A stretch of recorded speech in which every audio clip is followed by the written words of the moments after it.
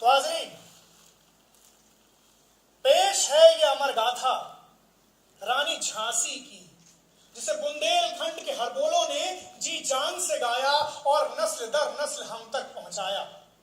तो बारात में दूल्हा, चमन में गुल, फूल में खुशबू, जिस्म रूह, आंख में नूर, दिल में सुरूर, सीपी में मोती, चराग में लौ और नाव में लंगर की जो शान होती है, वही शान हिंदुस्तान की शक्ति स्वरूपा स्त्रियों में झांसी की रानी लक्ष्मीबाई की है। रानी के शौर्य का किस्सा जब भी छिड़ता है तो मन में तारीख का एक दौर जिंदा हो जाता है। तो पेश है ये दास्तान कि साल था 1842, जगह बिठूर का पावन धाम और गंगा का निर्मल किनारा। कुंवार उतर रहा था, बारिश रुक चुकी थी, आसमान साफ था और एक शाम देखा कि दो लोग घोड़े पर सवार दूर से चले आते हैं। दोनों बच्चे ही नजर आ रहे थे, एक लड़का एक लड़की। लड़का जरा सा आगे क्या निकला कि लड़की ने अपने घोड़े को एड़ दी और कहा, अच्छा देखती हूँ कैसे आगे निकलता है। और पल भर में वो लड़की लड़के से बहुत आगे निकल गई। लड़का, उसने जब लड़की को आगे निकलते देखा तो अपने घोड़े को तेज किया, तेजी से घोड़ा आगे बढ़ाया, मगर इस हड़बड़ाहट में उसका घोड़ा एक पत्थर से टकराया, गिरा, लड़का जमीन पर आया, सर उसका लकड़ी के टुकड़े से टकराया और वो चिल्लाया कि मनु, मैं मरा। लड़की ने तुरंत अपना घोड़ा रोका, मोड़ा, उतर कर ढांढस बताने लगी लड़के को। उससे कहा, घबराओ मत नाना, चोट गहरी नहीं है, जरा सी चोट लगी, अभी लिए चलती हूँ कोठी पे, मरहम पट्टी हो जाएगी और बहुत जल्दी तुम चंगे हो जाओगे। इतना कहना था। उसके बाद उसने एक हाथ से घोड़े की लगाम थामी, दूसरे से खून में तर नाना को बिठाया और फिर खुद उसके पीछे जा बैठी। नाना के खून में तर मनु जब कोठी पर पहुंची तो मनु के पिता मोरो पंत दोनों की हालत देखकर घबरा गए। उन्हें समझ में नहीं आया कि ये हुआ क्या। उन्होंने मनु से पूछा कि अरे मनु, ये इतनी चोट कैसे लगी? अरे काका, मुझे कोई चोट नहीं लगी है, ये आपकी लाडली नाना है ना, इन्हें चोट आई। अरे मगर लगी कैसे?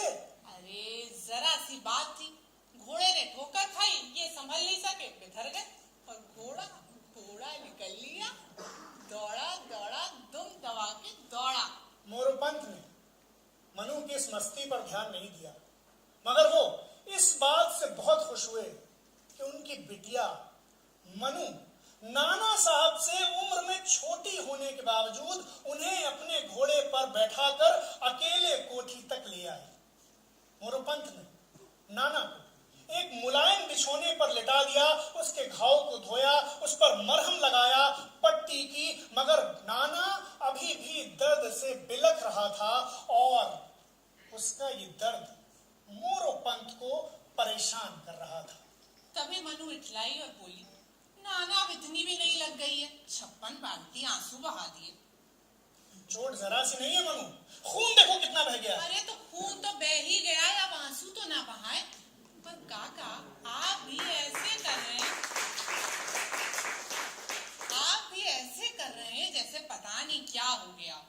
आप जो वीर शिवाजी महाराज की गाथाएं सुनाते थे, उनमें क्या लड़ाइयां रेशम की डोर और कपास की पौनियों से हुआ करती थी? मनु, ये बच्चा है। बच्चा है? मुझसे बड़ा है, कुश्ती और मलखंभ करता है। अभिमन्यु क्या इससे बड़ा था? तब की बात और थी मनु। क्यों? अब क्या बदल गया? सब तो वही है, वही धरती, वही आकाश, वही चंदा, वही सूरज, वही सितारे। अब क्या बदल गया? अब इस देश का भाग्य बदल गया है, अंग्रेजों के भाग्य का उदय हुआ है। ये सब मनगढ़ंत है, डरपोकों का ढकोसला। और मैं डरपोक नहीं हो सकती। और आप भी तो कहते थे, मनु तू ताराबाई बनना, जीजाबाई बनना, दुर्गा बनना, शक्ति बनना, ये बनना, वो बनना। तो क्या ये सब डरपोक थी? मोरोपंत समझ गए कि इस लड़की से बहस में जीतना नामुमकिन है। ये अपने इरादों की पक्की है और इसका दिमाग, इसकी उम्र से बहुत ज्यादा है। मन में मोर और पंत बहुत खुश भी हुए और ये सोचने लगे कि इस लड़की के लिए कोई अच्छा वर मिल जाए तो बात बन जाए।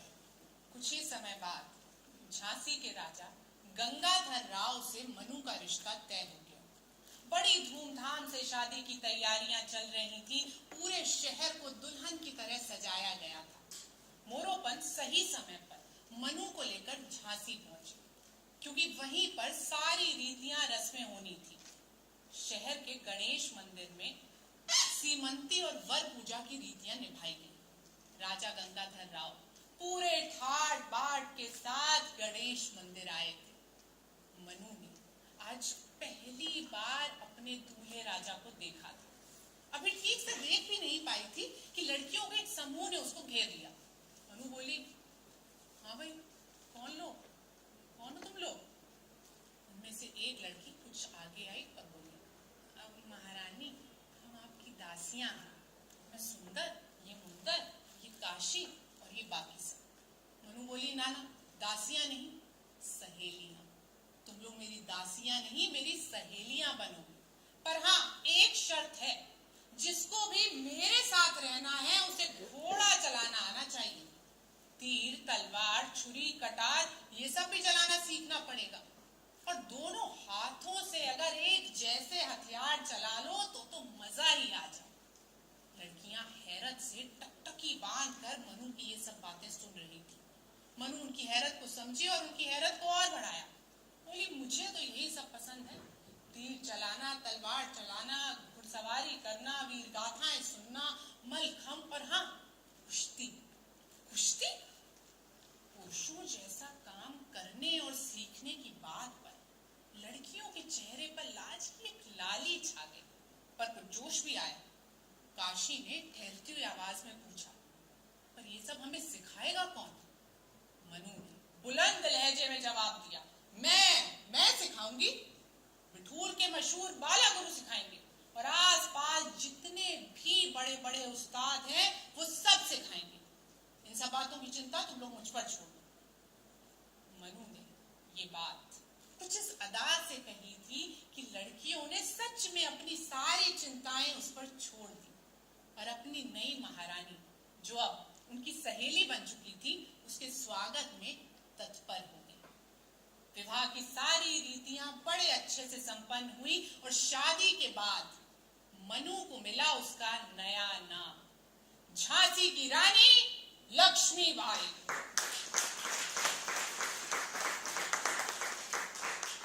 राजा गंगाधर राव को नाटक देखने का बड़ा शौक था और उन्होंने झांसी में एक भव्य नाटकशाला बनवाई थी।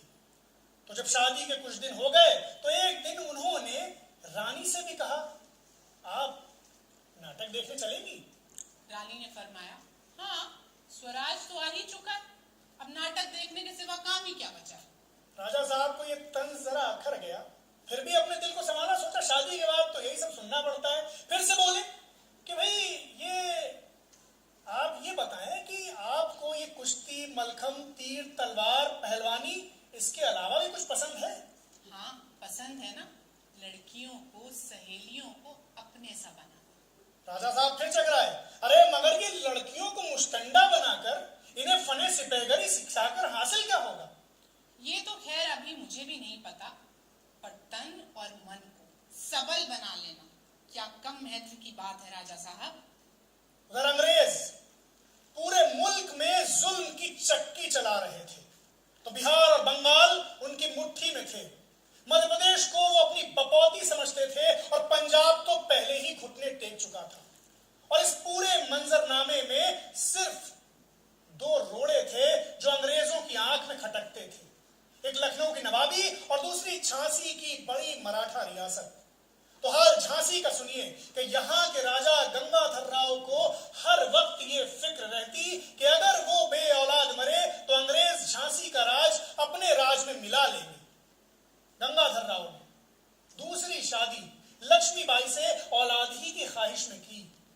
एक बेटा पैदा भी हुआ मगर कुछ ही महीनों बाद चल बसा और इस बेटे की मौत ने गंगाधर राव को तोड़ दिया। वो बीमार रहने लगे और जब हालत बहुत बिगड़ी तो बिल्कुल आखिरी वक्त में अपने एक नजदीकी रिश्तेदार के बेटे को गोद लिया, उसे दामोदर राव नाम दिया और उसे कानूनी और धार्मिक तौर पर अपना वारिस मुकर्रर किया। उन्हें तवक्को ये थी कि उनकी मौत के बाद अंग्रेज उनके इस गोद लिए गए बेटे को उनका वारिस मान लेंगे और झांसी का राज मिटने से बच जाएगा। कुछ ही दिनों बाद राजा गंगाधर राव की मौत हो गई और उनकी मौत के बाद झांसी की सियासत ने जो रुख बदला, उसने पूरी मुल्क की सियासत को देर तक अपने असर में रखा। हुआ ये कि राजा गंगाधर राव की मौत के बाद गवर्नर जनरल लॉर्ड डलहौजी ने उनके गोद लिए बेटे को उनका उत्तराधिकारी मानने से साफ इनकार कर दिया और झांसी के राज को कंपनी के राज में मिलाने का हुक्मनामा जारी किया। यह हुक्मनामा डलहौजी ने झांसी के पॉलिटिकल एजेंट मेलकम को दिया और मेलकम ने इसे मेजर एलिस को दिया और कहा कि जाओ और रानी के दरबार में जाकर, खलवत में नहीं, सरे दरबार जाकर इस ऐलाननामे को बावाज़े बुलंद पढ़ो।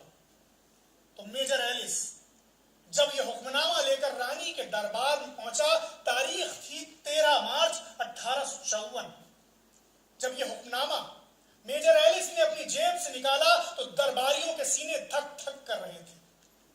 एक सांस में मेजर एलिस ये हुक्मनामा पढ़ गया और हुक्मनामे को पढ़कर मोरो पंथ के मुंह से निकला हाय, दरबारियों के मुंह से निकला उफ, और बहुत सारे ऐसे थे जिनके मुंह से कुछ ना निकल सका, जिन पर एक सन्नाटा तारी हो गया। और यह सन्नाटा उसी वक्त टूटा जब पर्दे के पीछे से यकबयक झांसी की रानी के स्वर गूंजे, मैं अपनी झांसी नहीं दूंगी, मैं अपनी झांसी नहीं दूंगी।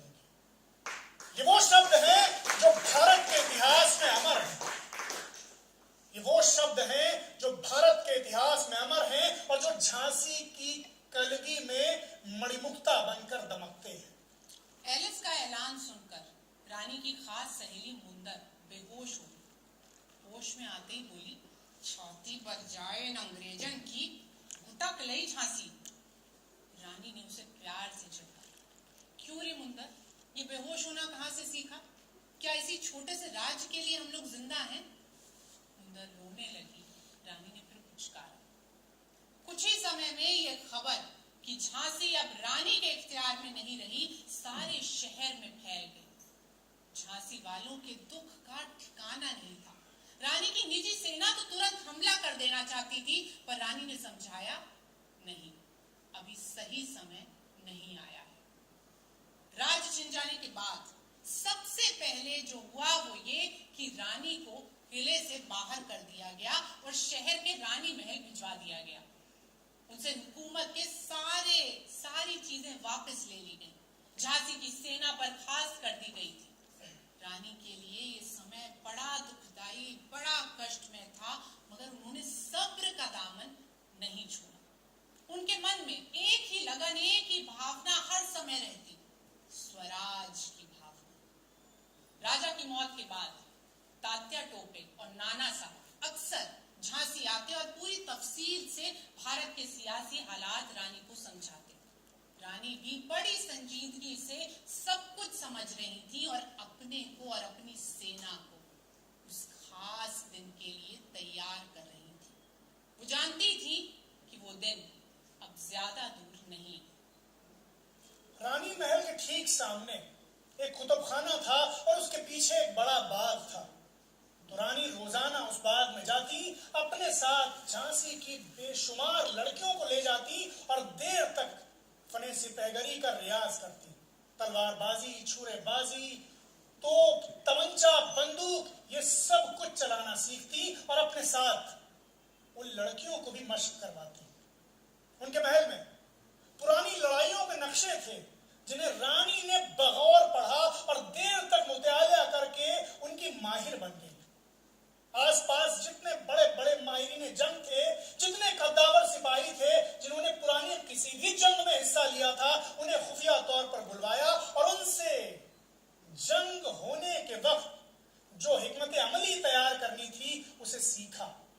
इतना ही नहीं, रानी अपने घोड़े पर बाद के दिनों में रानी महल से निकलकर झांसी के आसपास के तमाम इलाके में पहाड़ी क्षेत्रों में तेजी के साथ घोड़ा दौड़ाती हुई देखी गई और इसका नतीजा ये हुआ कि झांसी के आसपास के चप्पे चप्पे की बारीक जानकारी उन्हें हो गई। उनकी पुरानी सेना बर्खास्त कर दी गई थी, मगर उसके सरदार और सिपाही अपनी कुव्वत को, अपनी ताकत को, अपने हुनर को ना भूले थे और न ही उनकी खुददारी कम हुई थी। रानी ने उनसे राब्ता किया और उन्हें तैयार रहने को कहा, और जब ये सारी तैयारी पूरी हो गई तो एक दिन दामोदर राव के जनेऊ संस्कार के बहाने सब लोगों को यकजा किया गया और आगे की मंसूबाबंदी की गई। उधर अंग्रेज हिंदुस्तान में जिस तरह का अत्याचार कर रहे थे, जैसी नाइंसाफी जुल्म सितम कर रहे थे, उसके बदले में हर हिंदुस्तानी के दिल में एक चिंगारी तो भड़क ही रही थी और बहुत सारे दिलों में ये चिंगारी एक शोला बन चुकी थी। तो 1857 आते आते हिंदुस्तान के अलग अलग हिस्सों में बगावत, विद्रोह और इंकलाब शुरू हो गया। तो झांसी में भी जून 1857 में विद्रोही सिपाहियों ने स्टार फोर्ट पर, जो अंग्रेजों का खास मकाम था, उस पर कब्जा कर लिया और आन की आन में कई अंग्रेज अफसरों, उनकी बीवियों और उनके बच्चों को कत्ल कर डाला।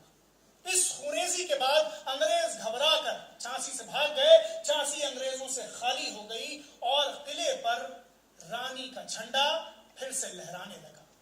मगर इस खुरेजी के बाद यह तय हो गया कि देर सवेर झांसी में अंग्रेजों और झांसी वालों की टक्कर होकर रहेगी। मगर फिलहाल अंग्रेज झांसी से दूर थे, झांसी में रानी की हुकूमत थी और इसी मौके का फायदा उठाकर दो लोगों ने, पहले रानी के एक नजदीकी रिश्तेदार सदाशिव राव ने और उसके बाद ओरछा और दतिया की सेनाओं ने मिलकर झांसी पर हमला किया। तवक्को ये थी कि झांसी पर एक लड़की राज कर रही है, कितनी देर मुकाबला करेगी। मगर इन दोनों ताकतों को झांसी की रानी ने जैसा जवाब दिया, उसकी थर्राहट अंग्रेजों तक भी पहुंची और खुद अंग्रेजों ने यह महसूस किया उसी वक्त कि झांसी का यह मोर्चा आसान नहीं होगा। कुल मिलाकर 1857 जून से लेकर 1858 मार्च तक झांसी में रानी ही की हुकूमत रही और मार्च 1858 में पहली बार अजीम अंग्रेज फौजी कमांडर जनरल ह्यूरोज एक बड़ी सेना लेकर झांसी पर कब्जा करने के लिए आगे बढ़ा। यह बड़ा दिलचस्प मुकाबला था। एक तरफ था 57 साल का ह्यूरोज, जिसकी कद्दावरी के चर्चे पूरी दुनिया में होते थे, जिसने दुनिया भर में कई बड़ी जंगों की क़यादत की थी, और दूसरी तरफ 23 साल की एक नवयौवना थी, जिसने अभी अभी अपने पति को खोया था, अपने बच्चे को खोया था, अपने राज को खोया था, अपने नजदीकी रिश्तेदारों से, घर वालों से लड़ाई लड़ी थी, मगर अपने स्वाभिमान की आवाज पर उठ खड़ी हुई थी दुनिया की सबसे ताकतवर हुकूमत के खिलाफ।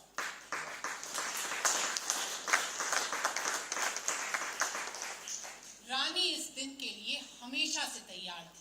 अलग अलग विभाग बनाए गए थे और तजुर्बेकार लोगों को उनका मुखिया बनाया गया था। गोला और बारूद बुर्जों में इकट्ठा कर लिया गया था। झांसी के सब फाटकों पर छोटी बड़ी तोपें लगा दी गई थी और सूचना तंत्र वो तो इतना मजबूत, इतना पुख्ता कर लिया गया था कि समाचार इधर से उधर, उधर से इधर मिनटों में आ जा सके। ऐसा यकीन था कि जनरल ह्यूरोज दक्षिण की तरफ से हमला करेगा, तो इसीलिए सैयर फाटक, सागर खिड़की और ओरछा फाटक का खास इंतजाम किया गया। कुंवर खुदा बख्श सैयर फाटक पर, कुंवर सागर सिंह खंडेराव फाटक पर और पूरन कोरी उन्नाव फाटक पर तैनात किए गए। दीवान दुल्हाजू और पीर अली सागर खिड़की और ओरछा फाटक पर थे। हालांकि इन्हीं दोनों ने बाद में गद्दारी की और झांसी के मिटने की वजह बने। दीवान जवाहर सिंह तजुर्बेकार आदमी थे, इनको झांसी के सब फाटकों की सुरक्षा की जिम्मेदारी दी गई थी। किले के अंदर हर बुर्ज पर सब मिलाकर 51 तोपें लगाई गई, जिनमें घनगरज, भवानी शंकर, छोटी बहन और कड़क बिजली मशहूर थे। किले के अंदर राहतगढ़ के जाबाज पठान, चुने हुए बुंदेली सैनिक और रानी के द्वारा तैयार की गई स्त्री सेना तैनात की गई। और इस तरह सब मिलाकर लगभग 4000 वीर झांसी की हिफाजत में डटे। हाल जंग कर सुनिए और हमतन गोश होकर सुनिए कि ओरछा फाटक और सैयर फाटक पर अंग्रेज दनादन गोले बरसा रहे थे और तोप के इन गोलों के नीचे से अंग्रेजी फौज संगीनी बंदूकें लिए हुए दीमक की तरह से आगे बढ़ रही थी। खुदा बख्श और दुल्हाजू ने जो देखा तो मुस्कुराए और कहा कि आने दो। और जैसे ही अंग्रेजी फौज तोपों की जद में आई, ऐसी गोलंदाजी झांसी वालों की तरफ से की गई कि अंग्रेज पहले ही मोर्चे पर पूरी तरह चित्त हो गए। ये जो दीमकी फौज आगे बढ़ रही थी, इसे खुदा बख्श ने पूरी तरह से नेस्तो नाबूद कर दिया। और अब बारी भवानी शंकर तोप की थी। जब गरजी तो ऐसी गरजी कि अंग्रेजी तोपखाना जिसके जरिए से फौज आगे बढ़ रही थी, पूरी तरह से बर्बाद कर दिया गया। पहली लड़ाई, पहला मोर्चा झांसी वालों के नाम रहा और फिर तो ये लड़ाई पूरे दिन चलती रही। उम्मीद थी कि जब शाम होगी, जब सूरज ढलेगा तो जंग कुछ थमेगी, क्योंकि उस जमाने का यही फौजी उसूल था। मगर झांसी की रानी लक्ष्मीबाई इतनी दूरंदेश थी, इतनी अच्छी तरीके से अपने दुश्मन को जानती थी कि उन्होंने पेशगी तौर पर दोहरी पाली का इंतजाम किया था।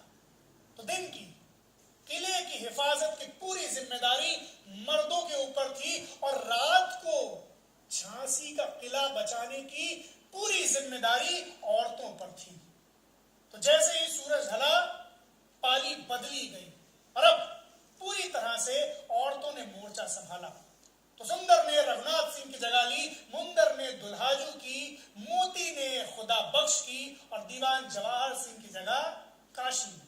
और रानी खुद घोड़े पर सवार होकर पूरे किले का जायजा ले रही थी। औरतों ने जब तोपें संभाली तो गोलंदाजी के ऐसे जोहर दिखाए कि अंग्रेज थर्रा गए। खुद जनरल ह्यूरोज ने, छोटे मोटे सिपाहियों की तो बात ही क्या की जाए, खुद commander in chief general Hugh Rose ने जब ये नजारा दूरबीन लगाकर देखा तो उसे यकीन नहीं हुआ कि वो क्या देख रहा है। करीब था कि गश खाकर गिर जाता, मगर जनरल स्टुअर्ट ने उसे संभाला। ह्यूरोज ने स्टुअर्ट से कहा कि मुझे यकीन नहीं होता कि मैं देख क्या रहा हूं। औरतें तोप चला रही हैं, जंग के बीच गोला बारूद हो रही हैं, खाना बांट रही हैं। ऐसा लगता है कि मौत का खौफ ही फरामोश कर दिया। जनरल स्टुअर्ट ने कहा कि ये लड़कियां, ये औरतें ऐसे लड़ रही हैं कि जैसे सब की सब नेपोलियन हो गई। जनरल ह्यूरोज ने फिर कहा कि अगर ये नेपोलियन हो गई हैं तो मैं झांसी को इनका वाटरलू बनाऊंगा। स्टुअर्ट ने कहा, तुम रानी को काबू करो तो बात बने, क्योंकि गोले आसमान से बरसते हैं और झांसी की लड़कियां टस से मस नहीं होती। ये सब रानी की कयादत का प्रताप है। तो रानी को जिंदा पकड़ना ही इस जंग में आखिरी तदबीर, आखिरी चारा है। मगर रानी तक पहुंचना इतना आसान नहीं था। अंग्रेजों को सबसे ज्यादा परेशान किया था गुलाम गौस खान ने। उसकी तोपों की मार से पार पाना असंभव था। उसके घनगरज तोपखाने का नाम अंग्रेजों ने विस्लिंग मॉन्स्टर रखा, हल्ला करने वाला शैतान। गुलाम गौस खां बड़ी बहादुरी से लड़ा और लड़ते लड़ते ही झांसी में शहीद हो गया। उसकी कब्र आज भी किले के अंदर मौजूद है। जो भी लोग दूर दराज से किले को देखने आते हैं, वो उसकी कब्र पर जरूर जाते हैं और उसकी बहादुरी, उसकी वीरता, उसके शौर्य को सलाम करते हैं।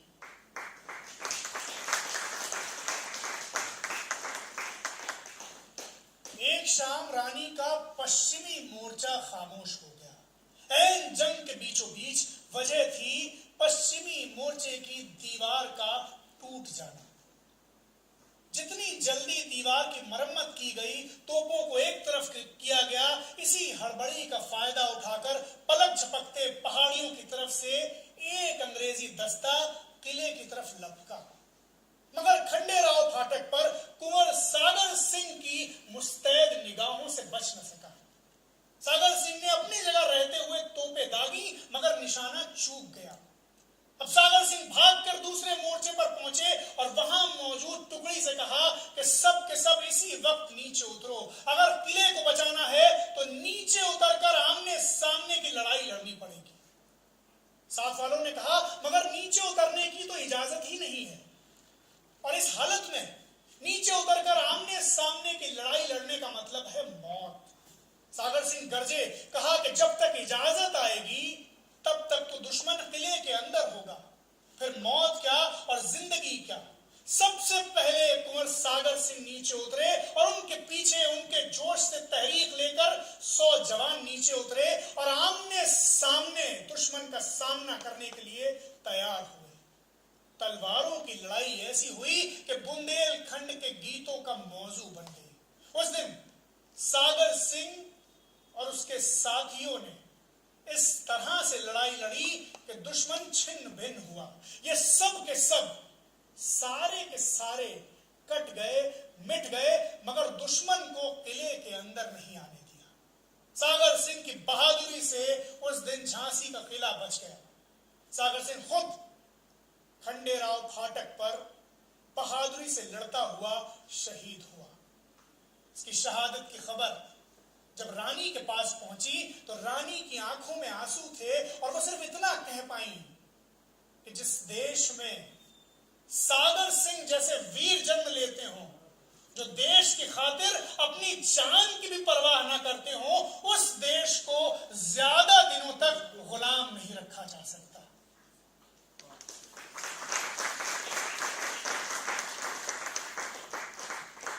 अंग्रेज पूरा जोर लगाने के बावजूद किले के अंदर दाखिल नहीं हो पा रहे थे, मगर सीमित संसाधनों के चलते अब किले के अंदर से युद्ध जारी रखना रानी के लिए दिन पे दिन मुश्किल होता जा रहा था। उन्होंने जूही को बुलवाया और तात्या टोपे के पास कालपी भेजा, मदद मंगवाई। अगले ही दिन 31 मार्च को तात्या टोपे अपनी बड़ी रुहेली सेना लेकर झांसी आ गए। मगर जनरल ह्यूरोज तजुर्बेकार अफसर था। उसने तात्या की रणनीति को पहले ही भांप लिया और इसी का फायदा उठाते हुए तात्या को हरा दिया। तात्या को हार कर पीछे हटना पड़ा। उधर झांसी में दीवान दुलाजू और पीर अली अंग्रेजों के लालच में आ गए, और लालच में आकर उन्होंने ओरछा फाटक खोल दिया। अंग्रेजी सेना सारे शहर में फैल गई। चारों तरफ हाहाकार मच रहा था, लाशें ही लाशें सब तरफ थी। रानी की सेना मरती कटती जा रही थी। रानी का एक एक जियाला धीरे धीरे करके शहीद हो रहा था। रानी के लिए ये समय बड़ा दुखदाई था, मगर अब रानी और उनके साथियों ने ये तय किया कि किले से बाहर जाना ही पड़ेगा। तो बुजुर्ग नाना बोपट्टर की सलाह पर भांडेरी गेट से कालपी जाने की बात मान ली गई। तारीख थी 4 अप्रैल 1858। रानी ने एक चादर से अपने बेटे, अपने 8 साल के मासूम से बच्चे दामोदर राव को एक चादर से पीठ पर कसा और मुंदर, सुंदर, रघुनाथ और पठानों की एक टोली के साथ भांडेरी गेट की तरफ बढ़ी। अंग्रेज वहां पहले ही मौजूद थे। जबरदस्त टक्कर हुई। रानी हर हर महादेव का उद्घोष करती हुई उनको चीरती फाड़ती बाहर निकल गई।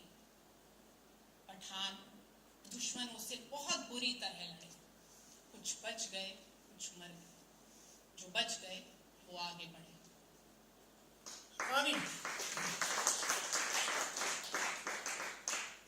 रानी जब भांडेरी गेट से किले के बाहर निकली, उसी वक्त झांसी के किले में भारतीय इतिहास की एक अमर घटना हुई।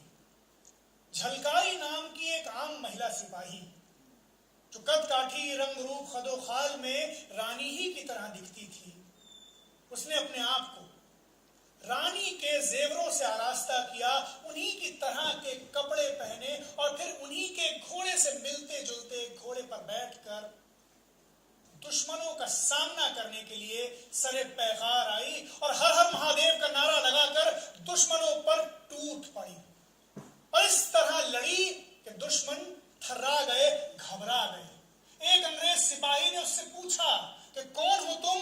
तो उसने जोरदार आवाज में जवाब दिया कि मैं झांसी की रानी लक्ष्मीबाई। झलकारी खूब देर तक अंग्रेजों को छकाती रही, जिससे कि भारत की शान रानी लक्ष्मीबाई बहुत दूर सही सलामत निकल जाए। वो अंग्रेजों को छकाती रही, मगर अंग्रेज जब उस बहादुर लड़की को जिंदा पकड़ने में नाकाम रहे तो उन्होंने उसे घेर कर मार डाला।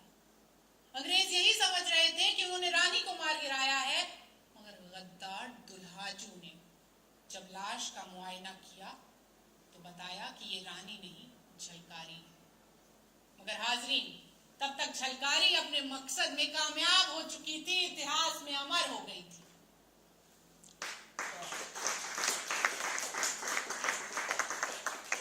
रानी उस रात पूरी रात चलती रही। अगली सुबह भांडेर पहुंची। 5 अप्रैल 1858। पहुंच नदी के किनारे अभी दम भी न लेने पाई थी कि लेफ्टिनेंट बोकर का घुड़सवार दस्ता आ गया। रानी के पास कम लोग थे, उनके ज्यादातर जियाले मारे जा चुके थे, शहीद हो चुके थे, मगर फिर भी लेफ्टिनेंट बोकर की बड़ी घुड़सवार टुकड़ी का सामना करने के लिए किसी ने एक पल भी नहीं सोचा। और फिर तलवारों की लड़ाई हुई।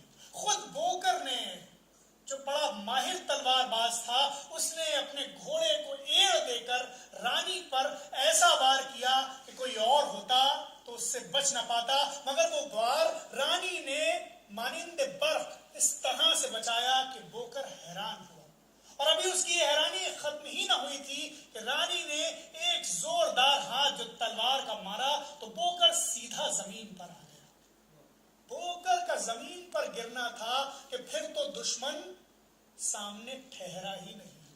उल्टे पांव भाग खड़ा हुआ और दुश्मन जब भाग खड़ा हुआ तो रानी और उनके साथियों के इरादे बुलंद हुए कि कम होकर भी ज्यादा तादाद वाले दुश्मनों को धूल चटाई जा सकती है, बशर्ते इरादे पक्के हों और खुद पर भरोसा हो।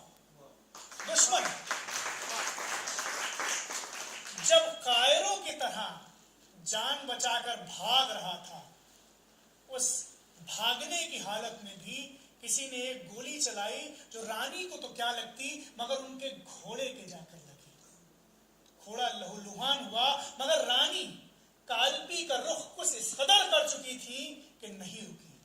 रास्ते में वो घोड़ा, रानी का प्यारा घोड़ा, खून ज्यादा बह जाने की वजह से शहीद हो गया, वीर गति पा गया। रानी, घोड़ा उनके लिए घोड़ा नहीं था, उनके जिस्म का कोई हिस्सा था। जब वो अपने घोड़े पर सवार होती थी तो एक यूनिट, एक इकाई बन जाती थी।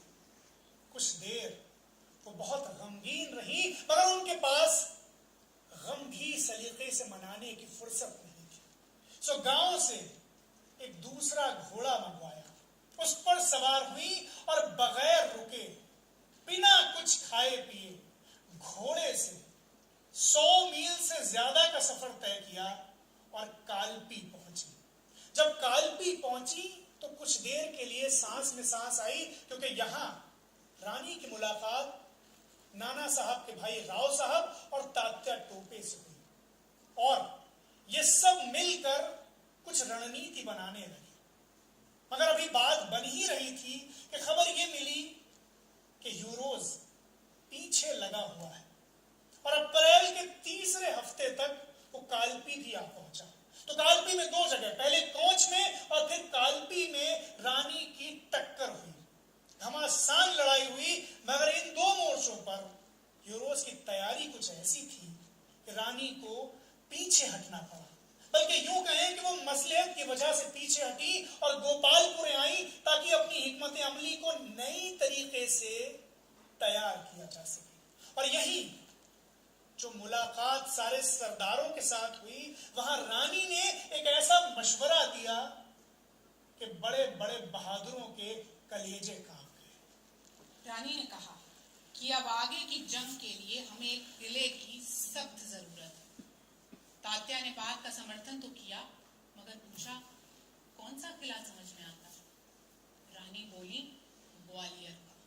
ग्वालियर का नाम सुनते ही सब हैरान रह गए, क्योंकि ग्वालियर का किला मध्य भारत में सबसे शानदार और अभेद्य था।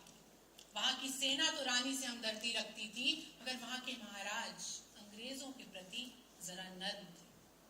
लेकिन आखिरकार रानी की सलाह मान ली गई और अगले ही दिन रानी और तात्या टोपे ने ग्वालियर पर चढ़ाई कर दी। दोनों की तलवारों ने ऐसी आगे उगली कि बस, और जल्द ही ग्वालियर पर रानी का कब्जा हो गया। उनका झंडा वहां लहराने लगा। लेकिन ग्वालियर की जीत के बाद राव साहब और उनके खेमे ने बड़ी लापरवाही की। वो बस जश्न मनाने में ही डूबे रहे। रानी ने कई बार आपत्तियां जताई, तमाम एतराज किए, मगर किसी ने भी उनकी एक ना सुनी। उधर जनरल ह्यूरोज बौखलाया हुआ था। वो इस बात को पचा नहीं पा रहा था कि कालपे और झांसी हारने के बावजूद इन लोगों ने ग्वालियर जीतने का सपना देखा और उस सपने को साकार भी कर लिया। वो समझ गया था कि रानी के रहते हिंदुस्तान में अंग्रेजी शासन की खैर नहीं, तो उसने तय कर लिया था कि अब कुछ भी हो जाए रानी को मार गिराना है।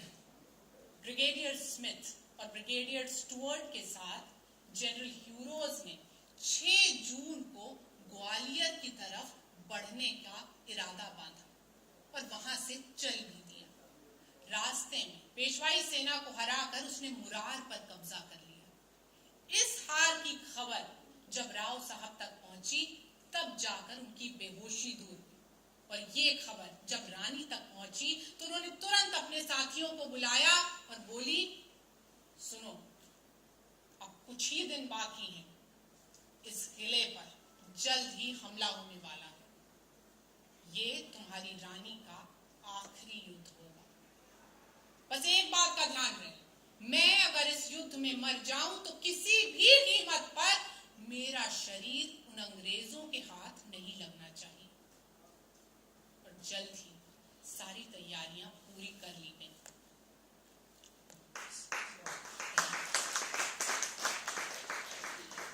ग्वालियर की जंग 17 जून 1858 ब्रिगेडियर स्मिथ ने झांसी के किले पर हमला किया और झांसी के गोलंदाजों ने, बल्कि ग्वालियर के जियालों ने भी मिलकर ब्रिगेडियर स्मिथ का ऐसा स्वागत किया कि उसे याद रहा। तोपों से तो पार नहीं पा सके तो कुछ देर वहीं पर ठहरे रहे। जब तोपों के गोले थमे तब ब्रिगेडियर स्मिथ ने अपने घुड़सवारों को आगे किया। जब घुड़सवार आगे आए तो रानी ने भी अपने घुड़सवार आगे किए।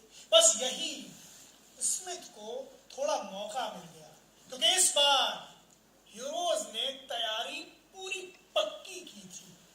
इस बार स्मिथ जो घुड़सवार लाया था वो रानी के घुड़सवारों से बहुत ज्यादा थे, यानी बहुत ज्यादा थे। और रानी ने जब घुड़सवार आगे किए तो ब्रिगेडियर स्मिथ ने अपने घुड़सवारों का पूरा हुजूम इस कदर उतार दिया कि रानी के घुड़सवार बुरी तरह से घिर गए। पल भर को ऐसा लगा जैसे ये जंग स्मिथ की तरफ घूम गई। मगर यहीं पर रानी लक्ष्मीबाई के शौर्य की पहचान हुई कि घोड़े पर सवार होकर वो खुद ऐन जंग के बीचों बीच आई और अपने सैनिकों का हौसला बढ़ाने लगी। सबसे पहले वो पठानों के नेता गुल मोहम्मद के पास पहुंची, उसे ललकार कर कहा कि पठान, आज हाथ हल्का क्यों पड़ रहा है? पठान इतना सुनना था कि जोश में भरकर दुश्मनों को काटता हुआ आगे बढ़ा। रानी उसके साथ शाना बशाना थी। गुल मोहम्मद ने फरमाया कि हुजूर, जूही का तोपखाना दुरुस्त करें। रानी तेजी से जूही की तरफ लपकी। जूही अपना तोपखाना जारी किए हुए थी, मगर लाल कुर्ती सवारों को पीछे हटता देख कुछ घबरा गई थी। रानी जोर से चिल्लाई, जूही, तोप का मोरा एक अंगुल नीचा कर। जूही ने अपने साथियों की मदद से बिल्कुल वैसा ही किया। रानी फिर चिल्लाई, जूही मार। जूही ने जोरदार धमाका किया। अंग्रेजी फौज का एक दस्ता पिच गया। रानी घूम घूम कर अपने साथियों का हौसला बढ़ा रही थी। उस दिन अंग्रेज संख्या और शक्ति दोनों में ज्यादा थे, मगर रानी से टक्कर नहीं ले पा रहे थे। सब कुछ ठीक था, बस एक गड़बड़ हो गई। रानी का घोड़ा उस दिन के युद्ध में शानदार जौहर दिखाने के बाद घायल हो गया।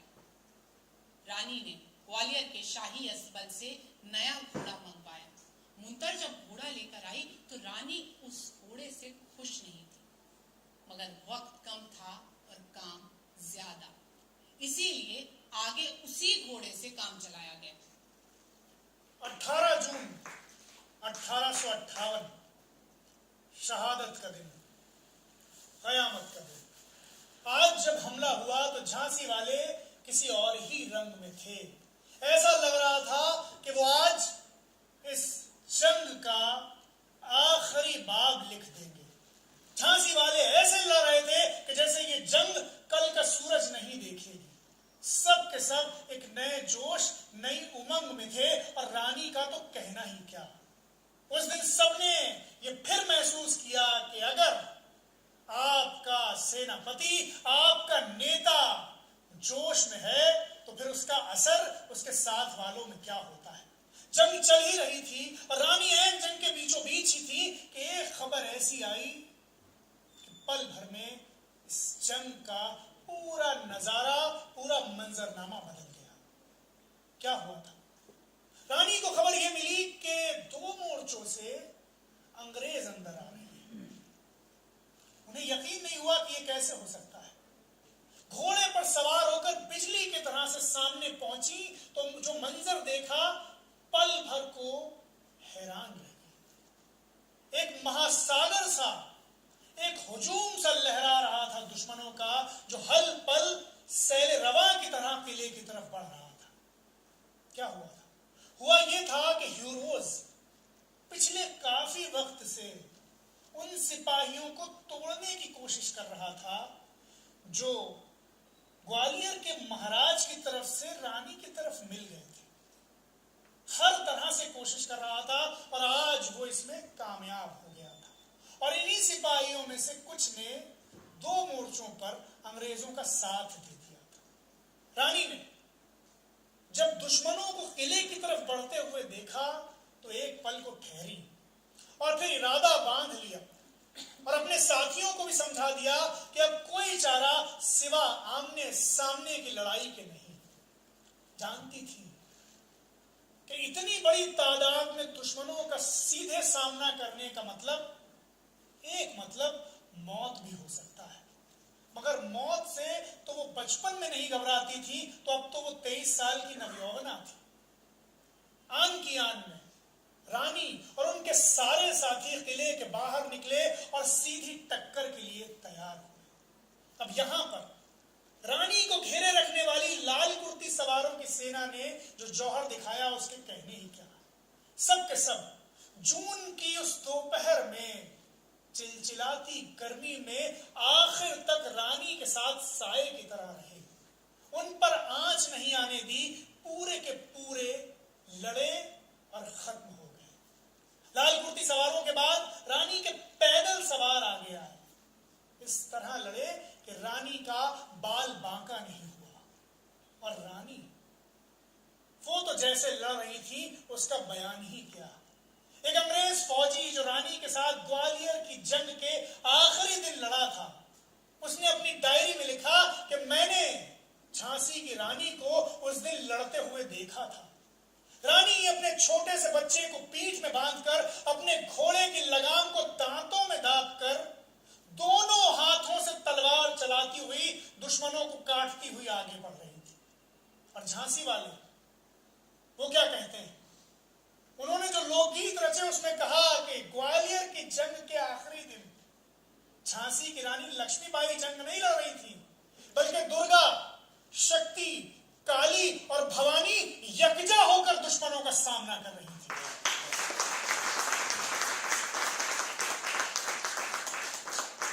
दुश्मनों के महासागर को चीरती हुई रानी लक्ष्मीबाई आगे बढ़ रही थी।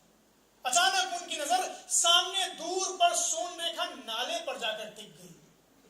उनको पता नहीं क्यों ये यकीन हुआ कि अगर ये नाला किसी तरह से पार हो गया तो इस जंग का दूसरा दौर मिल जाएगा, जो अंग्रेजों के लिए आखिरी दौर साबित होगा। किसी भी तरह से वो सोन रेखा नाले को पार करना चाहती थी।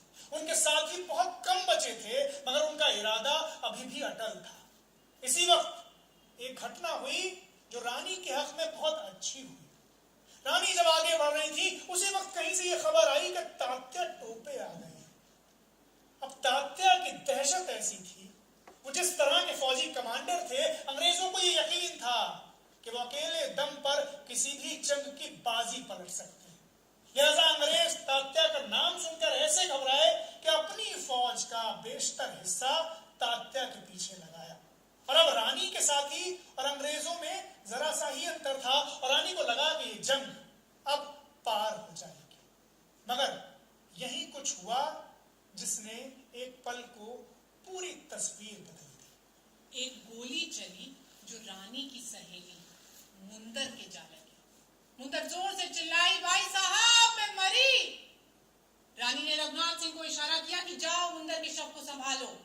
रानी गुल मोहम्मद पठानों की टोली अंग्रेजों से मोर्चा ले रही थी कि तभी एक और गोली चली। गोली रानी की जांघ में जा गिरी। खून का फव्वारा छूटा। रानी ने अपने घोड़े को ऐड़ दी, मगर घोड़ा नहीं हिला। सोन रेखा नाला बिल्कुल सामने था। नाला पार करते ही सारी मुश्किल हल हो जानी थी। रानी अपने घोड़े को पुचकारने लगी, सहलाने लगी, उससे कुछ बात करने लगी, लेकिन घोड़ा नहीं हिला। दोनों पैर ऊपर उठाकर खड़ा हो गया, टस से मस नहीं हुआ। और तभी पीछे से दो अंग्रेजी सवार आगे आए। दोनों ने रानी पर वार किया। एक को रानी ने काट दिया, मगर एक अपने वार में कामयाब हो गया। उसने रानी के सर पर वार किया। रानी के सर का दायां हिस्सा गहरा कट गया। एक आंख बाहर निकल गई। बहुत खून बह रहा था, लेकिन फिर भी रानी ने अपनी तलवार घुमाई और उस हमलावर को काट दिया। रानी अब बेहोश हो गई थी और घोड़े की पीठ पर निढाल थी। रानी के साथी जब तक उन तक पहुंचे, तब तक रानी पूरी तरह बेहोश हो चुकी थी। उनके साथी जो तादाद में कम ही रह गए थे, उन्हें लेकर पास ही मौजूद बाबा गंगादास की कुटिया पर गए। बाबा वहां मौजूद थे। उन्होंने रानी को कुटिया की जमीन पर लिटा दिया। रानी का पूरा जिस्म घायल था, लहूलुहान था, खून के धारे बह रहे थे। रानी बेहोश थी, मगर उनके मुंह पर एक ऐसी दीप्ति थी, एक ऐसा प्रकाश था, एक ऐसा संतोष था, एक ऐसा आत्मविश्वास था कि जिसे देखकर ही उनके साथियों को हौसला मिल जाता था। बाबा गंगादास ने रानी के मुंह में गंगा जल की कुछ बूंदें डाली। थोड़ी देर में रानी ने कुछ पल को अपनी आंखें खोली। ऐसा लग रहा था कि उनमें चेतना वापस आ गई है। उन्होंने बुदबुदाते हुए गीता के श्लोक पढ़े और फिर बड़े सुकून से धीरे से अपनी आंखें बंद कर ली। बाबा गंगादास कुछ देर उनके उस दीप्तिवान चेहरे को एकटक देखते रहे और फिर अनायास उनके मुंह से निकला कि अमर हो गई झांसी की रानी। इतना सुनना था कि रानी के साथी फपक कर फूट कर रो दिए, मगर बाबा गंगादास ने उन्हें हौसला दिया। कहा, रो मत, चुप हो जाओ, अमर है झांसी की रानी। सबने मिलकर आश्रम के पास की घास फूस से, सूखी लकड़ियों से रानी के लिए चिता तैयार की और फिर उस वीरांगना को उस चिता पर लिटा दिया और फिर कांपते हुए हाथों के साथ, बरसती हुई आंखों के साथ उस वीरांगना का अग्नि संस्कार कर दिया। आश्रम की जमीन पर जो पवित्र खून बह गया था उसे सावधानी के साथ साफ कर दिया गया, मगर उस बहते हुए खून ने पृथ्वी पर जो इतिहास लिख दिया था वो अमर रहा।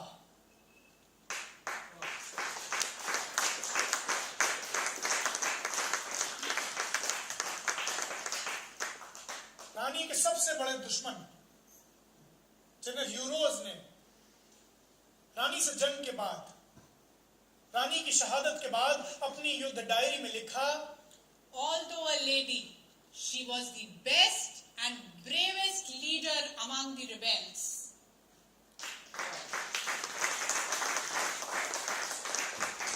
पूरी दुनिया में साहस की ऐसी दूसरी मिसाल इतिहास में नहीं मिलती जब 23 साल की एक लड़की दुनिया की सबसे ताकतवर हुकूमत से इस कदर जोर से टकराई।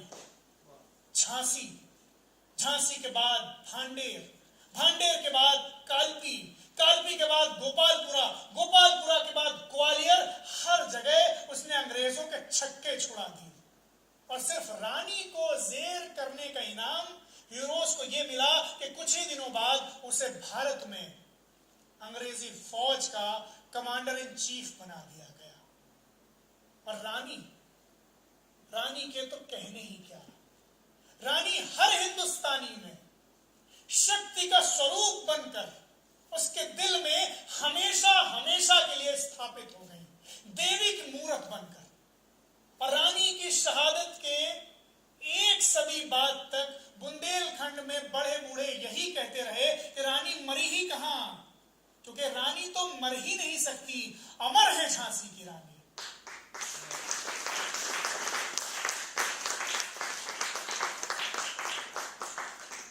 जाओ रानी याद करेंगे ये कृतज्ञ भारतवासी। वो क्या कहा था यूरोज ने, ऑल्दो अ वुमन।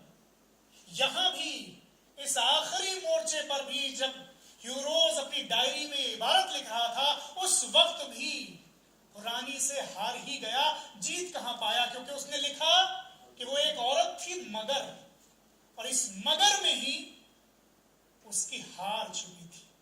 क्योंकि रानी ने यह साबित किया कि जब एक औरत अपने पर आती है तो वो अगर मगर की कोई गुंजाइश बाकी नहीं रखती।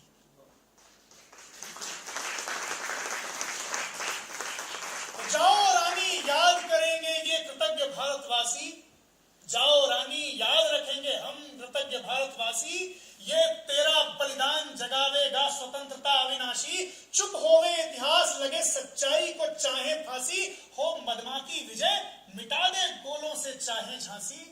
तेरा स्मारक है तू ही, तेरा स्मारक है तू ही, तू खुद अमर कहानी थी, खूब लड़ी मर्दानी वो तो झांसी वाली रानी थी, खूब लड़ी मर्दानी वो तो झांसी वाली रानी थी, खूब लड़ी मर्दानी वो तो झांसी वाली रानी।